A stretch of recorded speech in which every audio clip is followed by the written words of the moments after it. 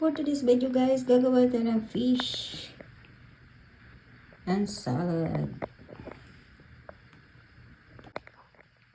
New day, new recipe. For today's video guys, gagawa tayo ng fish fry and salad.